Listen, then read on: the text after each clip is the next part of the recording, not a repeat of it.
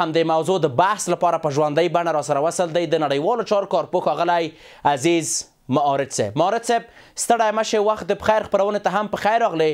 معارض صاحب تاسو د ښاغلي مجاهد وروستۍ څرګندونې څنګه ارزوئ؟ مننه جناب لالی صاحب. لومړی تاسو تحقیقي همکارانو ته لیدونکو اورېدونکو ته سلامونه احترامات وړاندې کوم. دا خبره مجاهد صاحب اوس کې موږ تقریبا ډېر پخوا کوله، کله چې پاکستان دا ګواښونه پیل کړل، کله چې پاکستان حملې پیل کړل، هغه لا مخکې کله چې دا بعضې خبرې ګډوډې کولې، حتی دوی پوځي مشران چې واشنګټن ته وغوښتل سول خبرې ورسره وسولې، هغه وخت چې کډوال راویستل. موږ هم دا خبره کوله دا غربي او پردۍ برنامې او پروګرامونه دي. پاکستان جوړ شوی هم دې ته ده، پاکستان یو ایالت ته د غربي لړۍ د خپلو مقاصدو د خپلو منافعو د ګټو دپاره د خپلو اهدافو دپاره جوړ کړی او دا پروژې ورکول کېږي. مخکې ته بیا چې دلته زیاتره دلته پوځیان دي چې دا یې روزلي دي او دوی دا کار مخکې ته وړي. نو دا اوس که مجاهد صاحب دا خبره کوي په جای خبره ده، اما مخکې موږ دا خبره ډېره زیاته کړې وه. بې ثباتي غواړي دې سیمه کې، بې امنیتي غواړي، ګډوډي رامنځته کوي. د خپلو عریفانو ایران، روسیه، چین د دوی لپاره غواړي رسالي که عریفان پې خبر دي. ګوره دا نن د قرغیزستان کې د امارات سفیر له چین سره سفیر سره چارواکو سره کتل کېږي.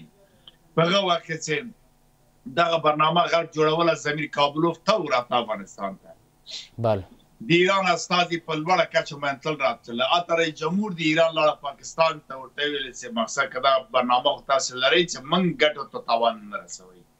د سیمې هېوادونه خبر دي. خوشبختي په دې کې د امارت اسلامي په خبر ده.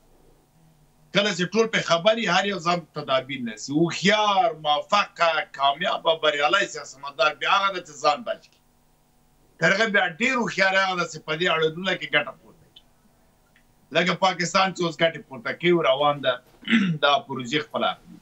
که څه هم امریکا اوس ډېره تکیه په پاکستان نه کوي، په قطر او په ترکیه چې هغه هم د امریکا ډېر لوی پیارتیانې دي لکه په پاکستان، خو بیا هم د دوی سره په هماهنګۍ او په شراکت باندې دغه برنامه ده. موږ باید دې ته ډېر پام وکړو. دلته نورې برنامې هم شته چې متاسفانه پالیسي د عبارت اجازه نه ورکوي څوک هغه حقایق ووایي. مانه په ټوله کې خبره دا ده چې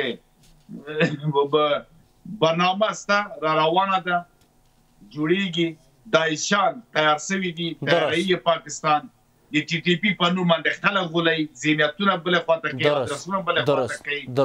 دا حملې چې کوي، دا مسایل، دا نور شاته نور پروګرامونه دي. یعنې په ټوله کې تدابیر نیول دې ته پکار دي که د هر یوه کار کې، هر عمل کې ګټه وي، هغه باید سیاست ترسره کړي. بالانس سیاست باید په پام کې ونیول شي. د شرق او غرب په منځ کې د چین او د روسیې، د ایران د دې نږدې کېدل د افغانستان هم په ګټه ده په تاوان. ګټه یې په دا ده چې دا هېوادونه زبرځواک هېوادونه دي، د سیمې د ګاونډ هېوادونه دي. کېدای شي دوی سره دوی مرستې راجذب شي، کېدای شي مثلا دوی د افغانستان په ټولو مشکلاتو کې لکه اقتصادي مشکل لرو، مثلا د نور د حل د ټولو مسایلو کې دوی کومک کولی شي.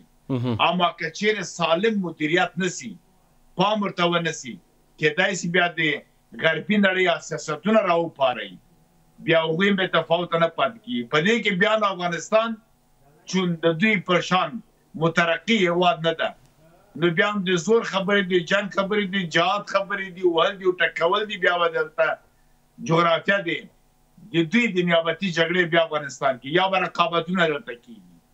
دې ته باید پام وکړو ځکه ورارتونکي وړې وړې اشتباهې یا غلطیانې، تېروتنې باعث د ډېره تباهي په دې کېږي چې موږ د سوریې هېواد درس ولیده، غزه او اوکراین ولیدله، جوړ کړي دي تیار په صراحت باندې وایم.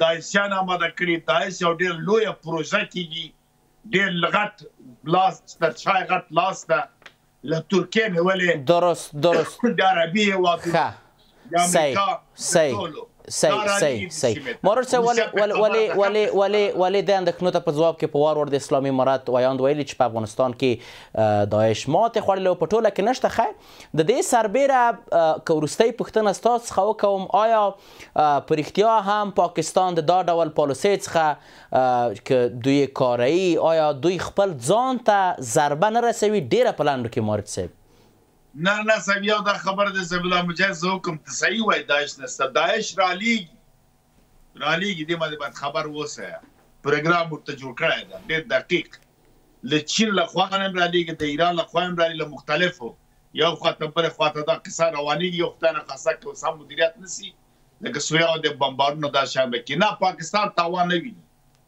پاکستان ماموریت اخلي ځان تر بچوي پاکستان د 50 کال له جګړو د افغانستان چې ماموریتونه واخیستله تاوان یې ونه لیده غیر د دې څه ګټه یې وکړه فایده یې وکړه درست ډېره زیاته مننه د نړیوالو چارو کارپوه ښاغلی عزیز مارج په خپرونه کې ستاسو حضور څخه نړۍ منندوی یم